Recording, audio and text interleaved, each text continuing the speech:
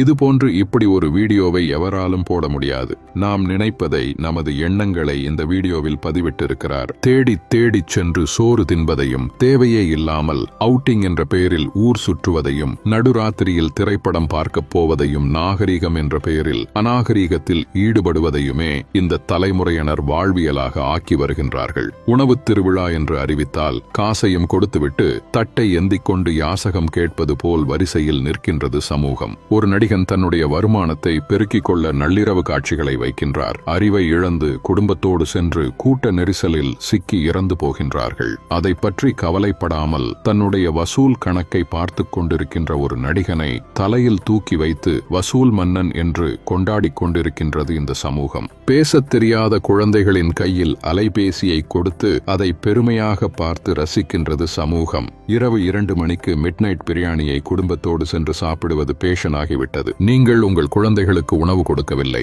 Slow poison கொடுக்கின்றீர்கள். உங்கள் தலைமுறையை மலடாக்குவதற்கு மருந்து கொடுத்துக் கொண்டிருக்கிறீர்கள். பிள்ளையை பெற்ற பெற்றோர்களே நம்மில் பலர் பிள்ளைகளை உருவாக்கவில்லை. நிறைய வருமானம் கொடுக்கும் ஜெர்சி மாடுகளை உருவாக்கி கொண்டிருக்கிறோம். உங்களில் எத்தனை பேரின் பிள்ளைகளுக்கு அறிமுகம் இல்லாத ஒரு மனிதரிடம் 10 நிமிடம் உரையாடத் தெரியும்? சொல்லிக் கொடுத்திருக்கின்றீர்களா? இனி சொல்லிக் கொடுங்கள். உங்களில் எத்தனை பேரின் பிள்ளைகளுக்கு தன்னம்பிக்கைக்கும் தலைக்கணத்திற்கும் உள்ள வேறுபாடு தெரியும்? சொல்லிக் கொடுத்திருக்கின்றீர்களா?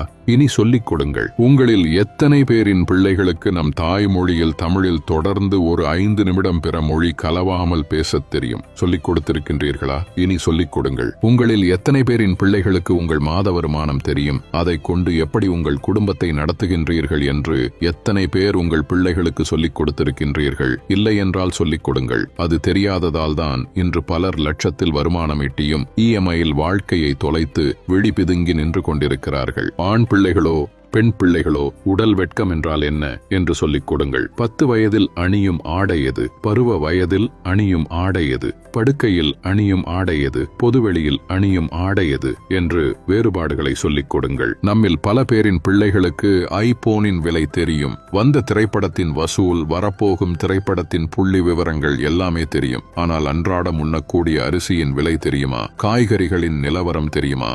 நம் பிள்ளைகளில் பலருக்கு பில்கேட்ஸை தெரியும், எலான் மஸ்கை தெரியும். ஆனால் நம் மொழிக்காக, இனத்தின் வளர்ச்சிக்காக இன்னுயிர் துறந்த தியாக வரலாறுகளை பற்றி தெரியுமா?